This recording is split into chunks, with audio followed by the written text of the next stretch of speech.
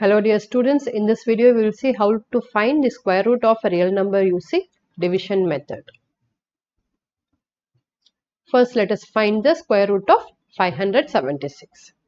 Now when we have a whole number alone, if you want to find the square root of a whole number, then we have to start from the ones place and we have to take the digits in pairs. So here if we start from the ones place, the first pair will be 76, and if we don't have the digits in pairs, then we have to take the next digit alone, and the next digit is 5. So we have to take 5 and then 76 together.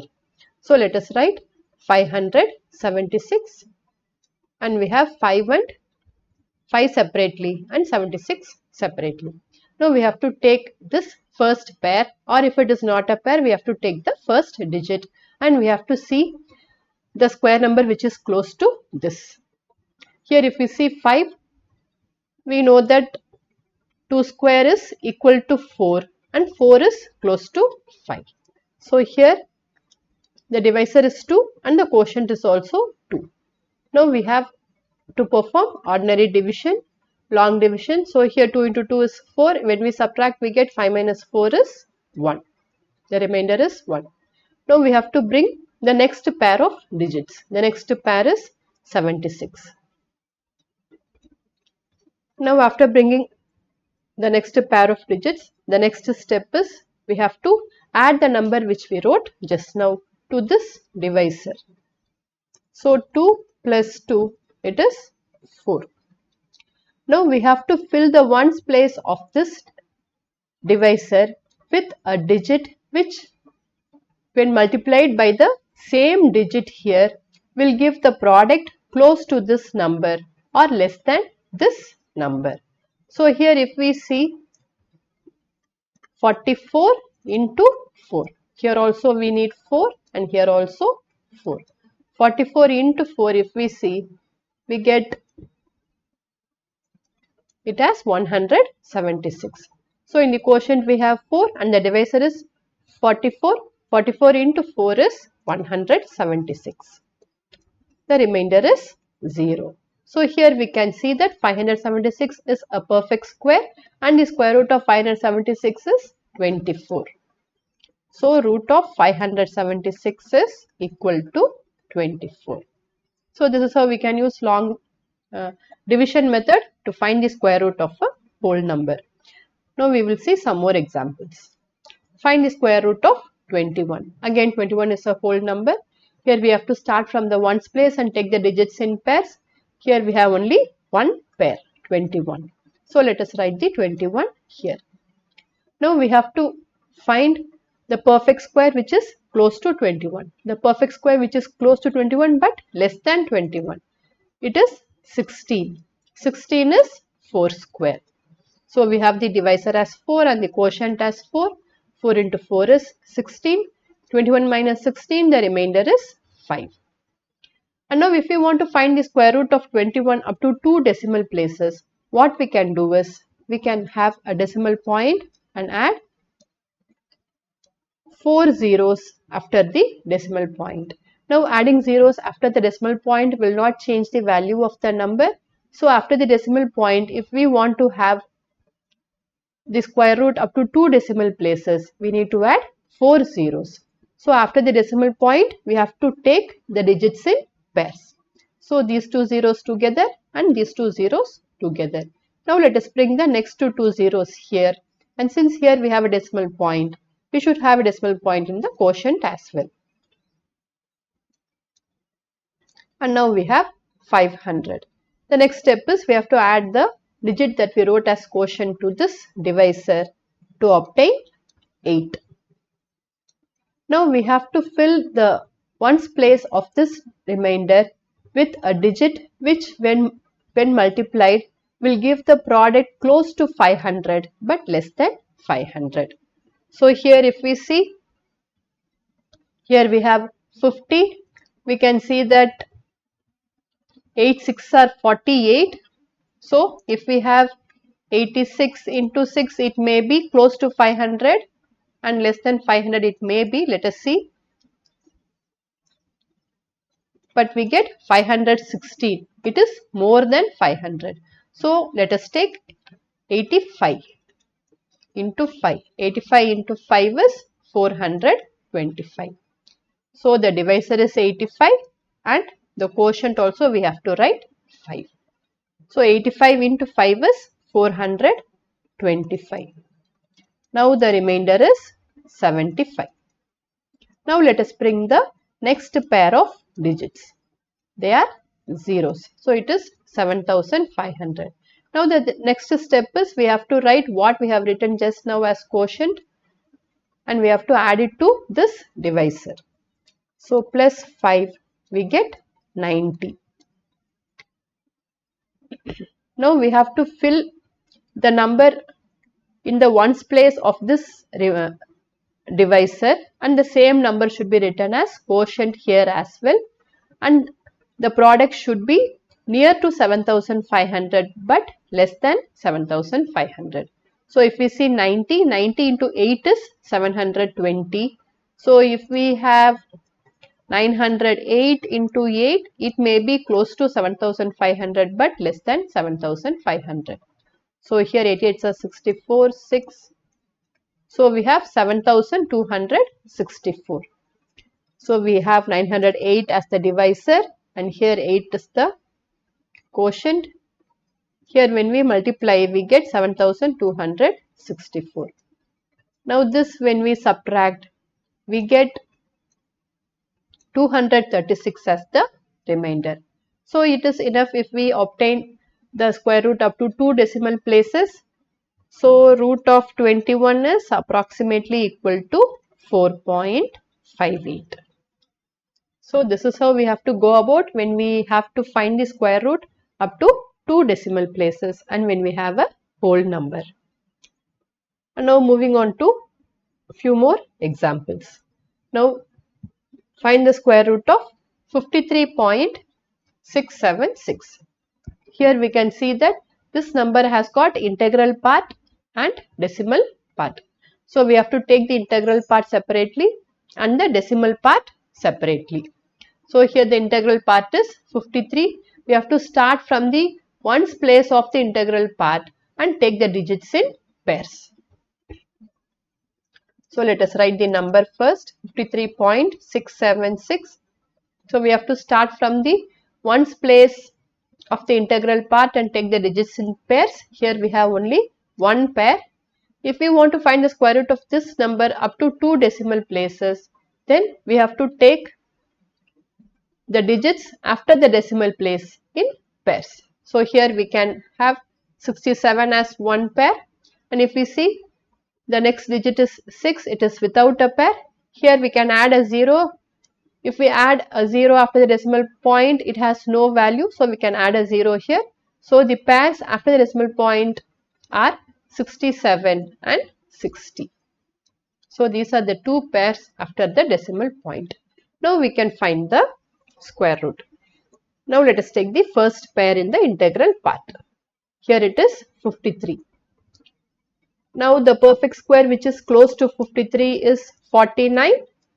49 is nothing but 7 square.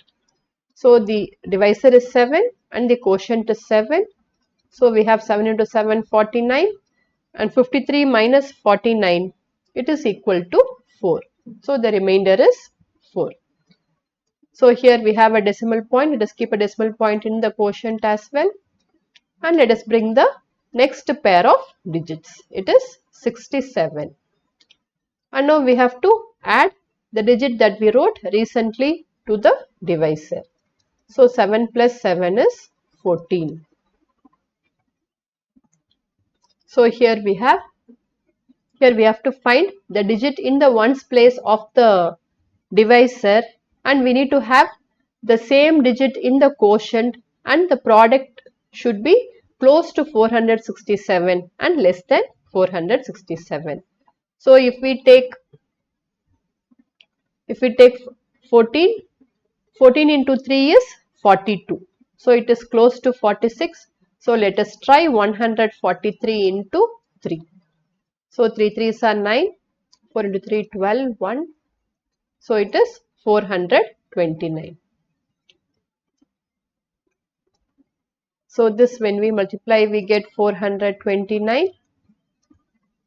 Now when we subtract we get the remainder as 38. Now we have to bring the next pair of digits.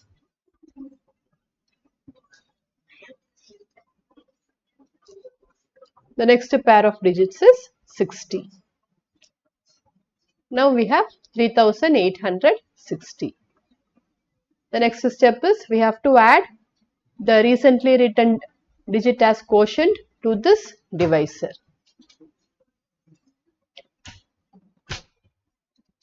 So it is 3. 143 plus 3 is 146. And now we have to use trial and error to find the digit in the ones place, and the same digit should be in the quotient, and the product of those two should be close to 3860 but less than this. So if we take 1461 into 1, it is not very close. If we take 1462 into 2, we have 2924. So here we have 1462 as the divisor and 2 in the quotient. So when we multiply these two, we get 2924.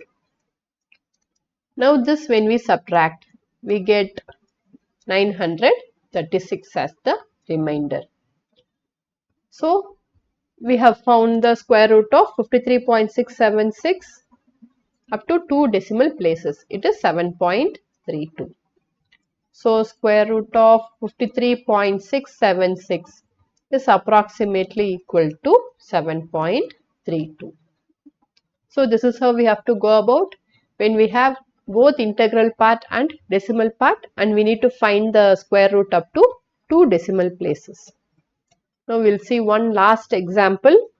Find the square root of 522.4. Now here we can see that the integral part has got 3 digits and the decimal part has got 1 digit. So first let us write the number here. It is 522.4. Now we have to start with the ones place of the integral part and take the digits in pairs. So if we start from the ones place of the integral part, we have 22 the first pair, and next we don't have a pair, we have a single digit which is 5. And if we want to find the square root of this up to 2 decimal places, after the decimal point we need to have 4 digits. Here we have only 1 digit. So let us add 3 zeros. Adding zeros after the decimal point does not change the value of the given number. So after the decimal point we have the first pair and the second pair. Now we can find the square root of this number. So the first digit is 5. The perfect square close to 5 is 4. So we have 2 into 2 as 4. This when we subtract we get the remainder as 1. Now we have to bring the next pair which is 22. So the next number is 122. Here we have to add 2 plus 2. Here it is 4. And now if we see 4 into 3 is 12, but if we have 43 into 3 we will have 129. So let us take 2. So 42 into 2 is 84.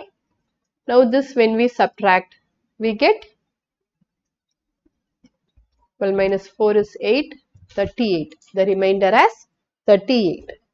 Next we have a decimal point here. Let us keep a decimal point in the quotient as well.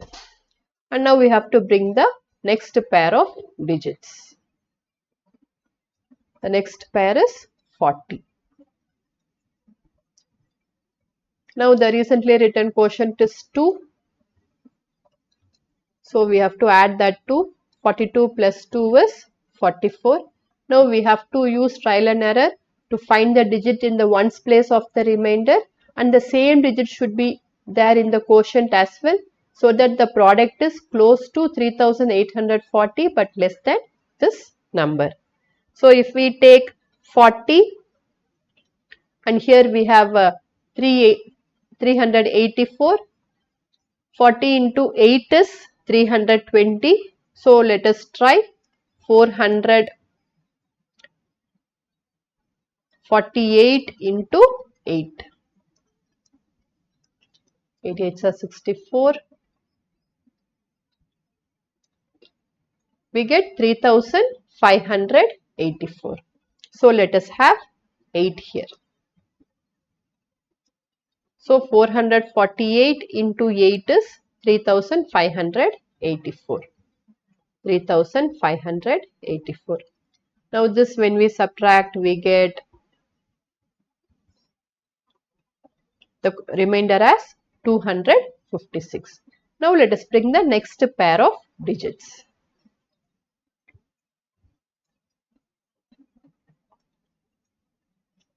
And now let us add 8 plus 8. 448 plus 8 is 456. Now we have to think of the digit in the ones place of this divisor. The same digit should be there here, so that the product is close to 25,600 but less than 25,600. So if we see 45 into 4 is 180. So let us try 4564 into 4.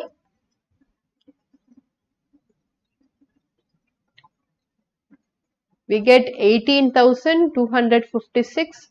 Let us try the next number, 4565 into 5.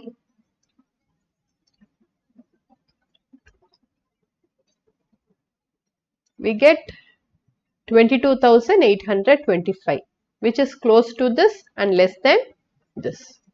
So here we have 4565 into 5. It is 22,825. This, when we subtract, we get the remainder as 2,775. So the square root of 522.4 up to 2 decimal place, it is 22.85. So root of 522.4 is approximately equal to 22.85. I think finding square root up to 2 decimal place is sufficient during the exams. So all these should be done in the rough. We have to use trial and error method to find these digits. I hope this video was useful for you. Thank you for watching.